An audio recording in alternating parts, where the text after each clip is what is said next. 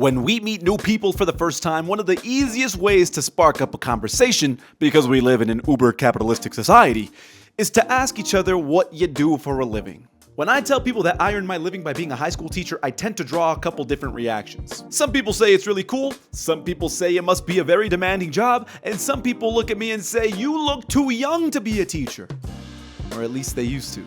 But regardless what their reaction is, there tends to be some reality into what these people are saying. Yes, my job can be very cool. Yes, my job can be very demanding. Yes, I am too young to be a teacher and sometimes even too handsome, too charming, and too funny. All right. Usually I'm the one adding the last part as a little bit of an ad-lib on freestyle.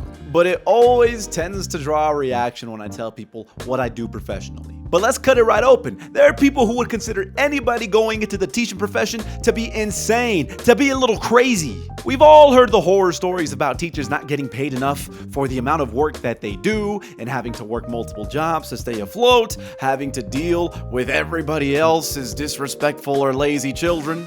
And where there's smoke, there's often fire. But let's be so for real, okay? There's a lot to complain about when it comes to what I do for my job in order to pay my bills. And believe me, I complain. But as insane and crazy and downright appalling as it may sound to become a teacher in the year 2026, there's a lot of cool stuff that I do with my job and a lot that I enjoy about my job. There are plenty of reasons that I do what I do, and there's a reason that I continue to do it. But of course, the average person hears this and probably asks themselves, who is crazy enough to actually want to become a teacher? Little BTS moment though, check this out, okay? Peep the outfit, all right? Tell me this isn't the most teacher-looking outfit you've ever seen, minus the Crocs. Actually, you know what? Add the Crocs. Teachers love their Crocs for some reason. I couldn't wear these to work. These are my house slippers. But tell me I don't look like a teacher, right? This shirt, Goodwill, like $2. These pants, not $2. I actually paid quite a bit for these pants. This tie, also Goodwill, for like another $2. Tell me that isn't teacher life in a nutshell. That was mild discomfort. I promise I'm not that old yet. And honestly, you know what? Who cares if I'm getting older? Getting older is a privilege. I mean, it definitely beats the alternative, right? An unfortunate side effect of the job is that you're constantly around teenagers and even some adults. A lot of them, you'll see them not take their hygiene seriously, where they're sneezing into their hands or coughing into their hands and not washing them, and then they're touching everything within their sight and within their grasp. So I feel like I get sick somewhat regularly. I feel like my immune system has, strengthened because it's been forced to, but at the same time, I do feel like I get sick more often than, say, my friends would. And usually it happens around the same times. Usually it happens whenever we take an extended break from seeing the students. So whether we have a week off or 2 weeks off, or even during the summers that we don't work, it can be a lot on your body to be adjusted to, normal default settings of the world again, and then immediately being thrown into, kind of this chamber of germs. And it's a harsh truth, and I'm feeling it right now because this morning I woke up and I was feeling a little sick, but, it was too late for me to not go to work, so I went to work, and I definitely feel like a day of rest is needed. I can feel my head starting to thump the more and more that I talk. I was planning on recording some more video today, but honestly, I think my body is trying to tell me to slow down, take a chill pill, and relax for a little bit. So that's what we're going to do, because you got to listen to your body, man. You don't listen to your body's going to force you to listen to it later on. You'll have to bear with me in this part of the video if I sound a little funny. I am currently getting over sickness, as well as I'm fighting allergies like nobody's business. Slight bars. We've got the tissues on deck because I can't stop freaking fighting this running nose. I became interested in teaching late into my high school years, but I don't think I really realized it until I was already in college. I think I was in denial about it for a very long time because, again, you hear those horror stories, you hear murmurs about teachers doing far more work than what they're getting paid for, and it turns you off from the idea of going into a teaching career. But despite all of that, I think I knew where all roads were leading to.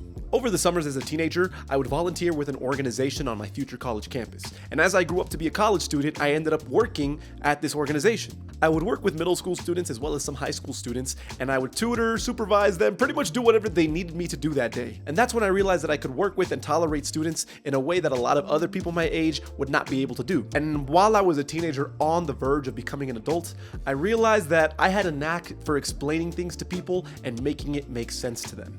For many years, pretty much throughout all of my college and my senior year of high school, I worked at In-N-Out Burger, flipping burgers for a living. I was a store trainer, meaning that I would train people in new positions that would require more skill, but would offer more pay. And my favorite thing to hear after working with someone and training with them is, "You explain that better than anybody else." I think I like the ego boost. I was quickly starting to realize the set of skills that I had professionally and in my personal life, and I was starting to realize that I knew what I needed to do. So about halfway through my undergrad, I changed my major to study education. When I was in grade school, I had some really good teachers, but I also had some really bad teachers. I also realized throughout my schooling that not very many of my teachers looked like me, even though the majority of the kids in my class did look like me. Look, if you go to a school where the teachers seem to match the student base, then you wouldn't understand how much of a big deal it is for a teacher to just be able to pronounce your name correctly. Because there were so many teachers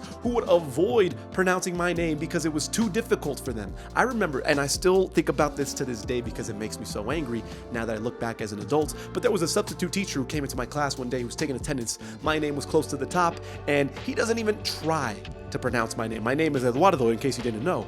Now, Eduardo is not that hard of a name to pronounce, especially in English. Eduardo? But he couldn't even try. So he called me Henry for the rest of the day. Now, as a kid, I thought it was kind of funny. But again, looking back now as an adult, I see what a big microaggression that really was. And I would never allow myself to do that to another student because that's their name, that's their identity, that's who they are. So when I go out of my way to pronounce every student's name correctly, it does go a long way for me. And it is a big deal, and I wish I had more teachers who were willing to do the same for me. It took a while for me to realize that teaching was my path, but once I did, it fit like a glove, and I never looked back. All right, now you know some of the reasons as to why I became a teacher. Let's talk about some of the pros and cons of actually being in the field. This first one is more of a warning or a disclaimer to anybody who wants to get into the field and become a teacher themselves, and that is you gotta have some thick skin. Okay, a lot of people think that they have thick skin until it's actually put to the test and they realize they're maybe a little bit more sensitive than they thought. And that's okay. Being sensitive is not a bad thing, it's a human thing. But if you're gonna be throwing yourself into a room full of 30 children, 30 teenagers even, you gotta be prepared to let some things roll off of your back. For me, it's a lot of old jokes that I get in class. Okay, I'm only 25, but to a bunch of teenagers, that's ancient. To Gen Alpha, that's practically elderly.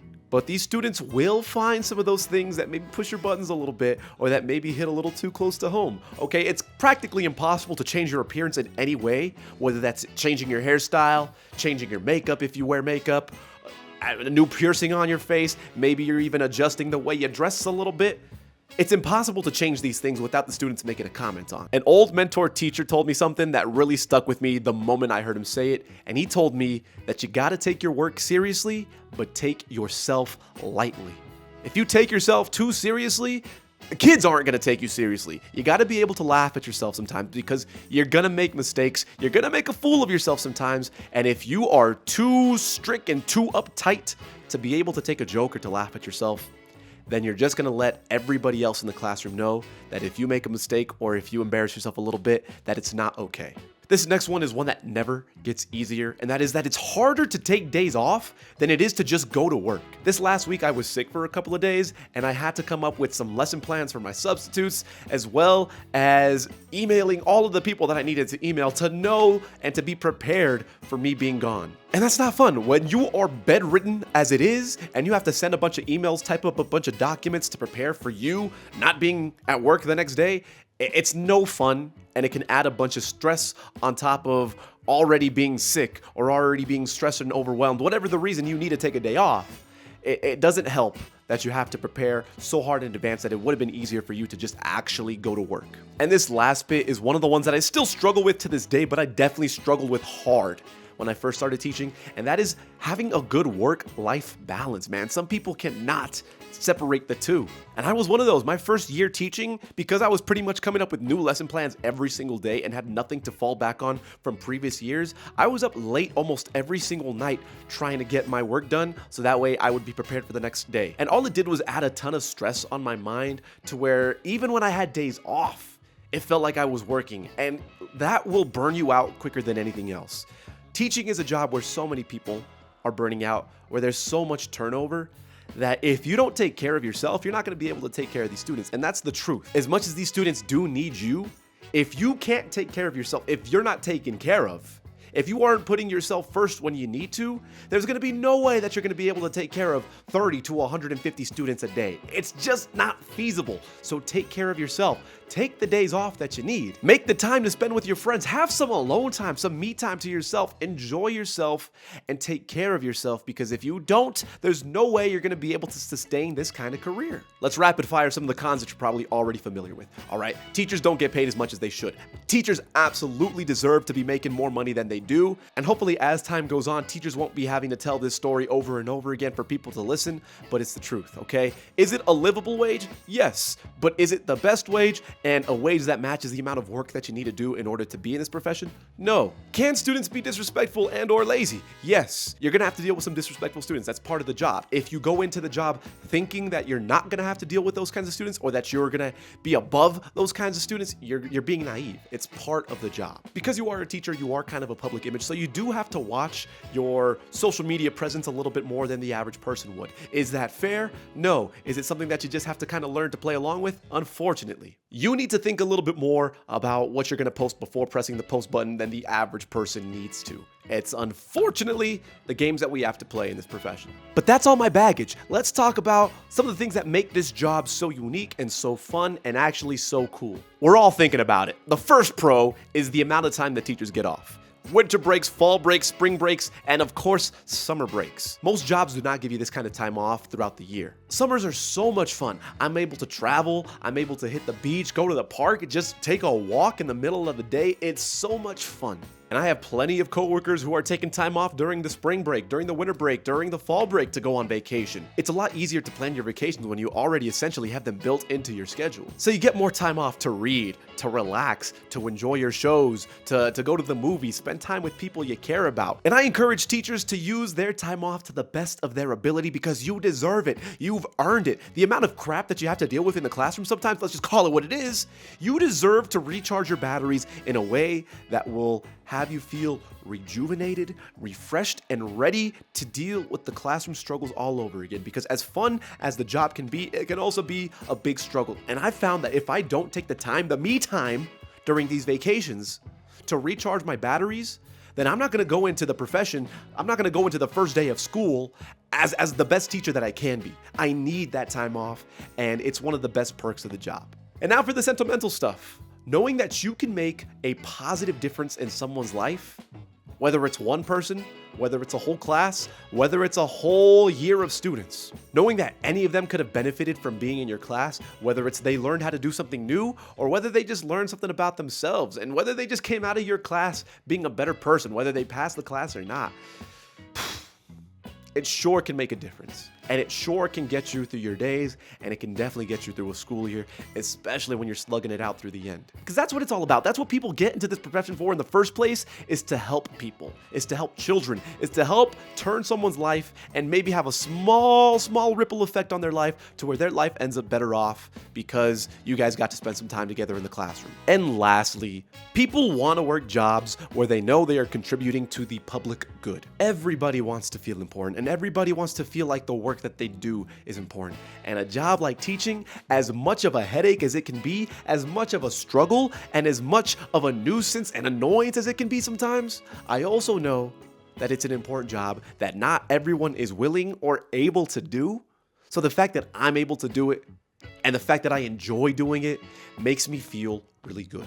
Teaching is no cakewalk. It is a difficult job. It's no secret. Teaching isn't for everybody. Some people have skill sets that are better for other jobs. Some people don't have the skill sets that are necessary for teaching jobs. It is what it is.